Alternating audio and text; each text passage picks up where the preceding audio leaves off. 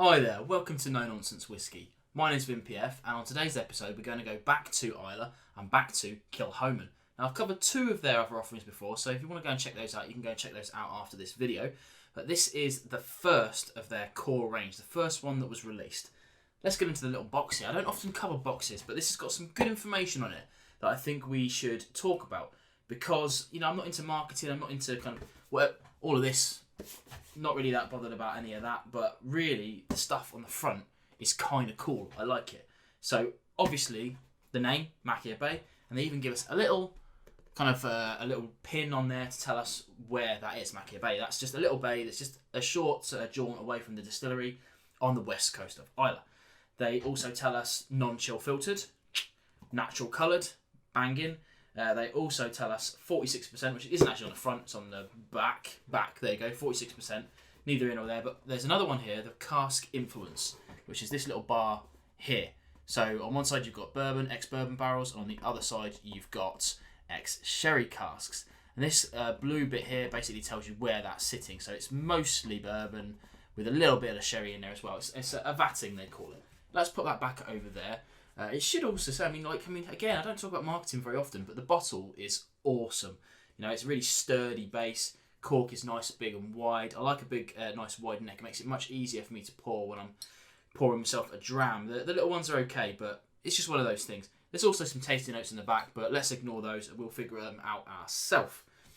So, Kilchoman.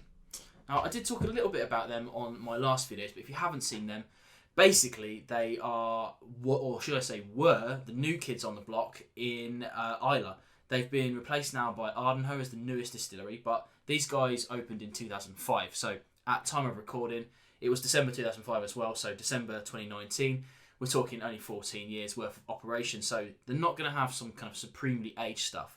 We don't know the age of this thing, but natural coloured, you know, judging by everything else, we're going to say it's probably, I'm going to take a wild guess, about sort of 5 to 6, 7, 8 years old. No more than that, I wouldn't say, because this is really quite cheap. Now in the UK, this sells for about £40 to £45, and I say cheap because, you know, for a no age statement, that's pushing pretty high. But actually, when you think about what you get, you know, we're talking about a small, relatively small at least, family-owned distillery. They're doing some of their own floor maltings now. I'm not sure how much of that is in this, because I think the website says this is 50 ppms, and that's 50 ppms is the ppms they get from Port Ellen, that when they buy their maltings in, they get that from Port Ellen, because they're doing roughly 30 ppm of their own stuff. Lots and lots of wittering. Let's get the glass and we'll see what we've got inside it, shall we? Because really that's what this is about, finding out if it's really worth that sort of money.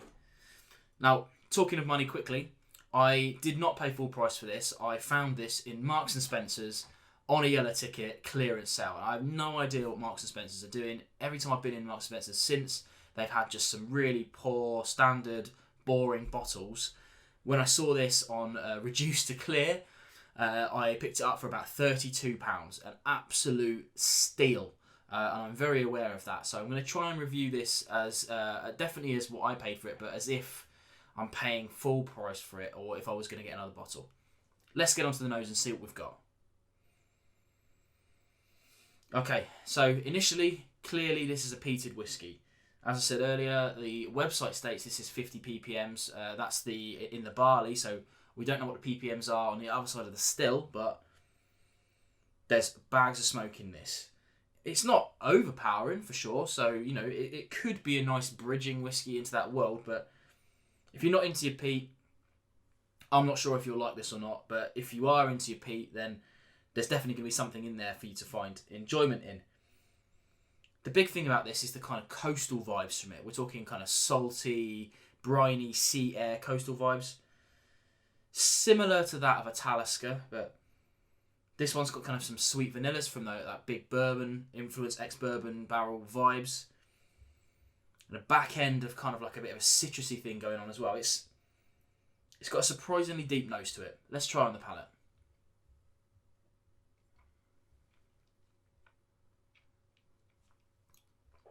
Now this one takes a little second or two to kick into gear. Initial kind of mouthfeel quite subdued, but then out of nowhere, big hit of spice, big peppery spice, salt, pepper, spices. More of that citrus coming through, but it's sweet again, like sweet, but this is kind of honey with a little bit of maltiness to it, which has kind of made me think about the age I said earlier. You know, I'm going to wager, like I said, between sort of 5 and 8 years old, but I'm probably wildly wrong. I usually am on those things.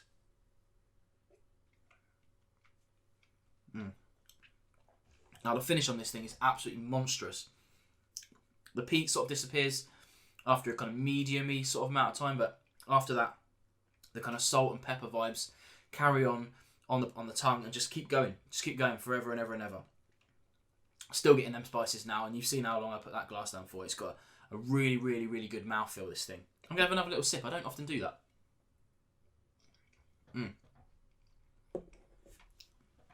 Now, out of the 3 Kilchomans I've covered this and the other of the core range, which is the Seneg.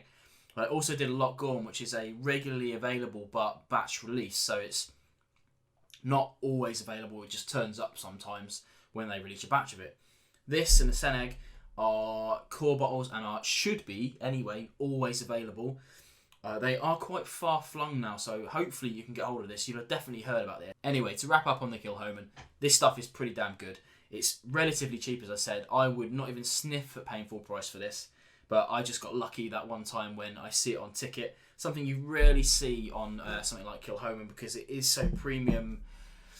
Maybe premium is the wrong word to use, but kind of hard to find, certainly. I very rarely see this outside of specialist shops, so to see it on a Marks and Spencer's shelf, then I've considered myself quite lucky. But yeah, I would pay full price for this and will do going forward.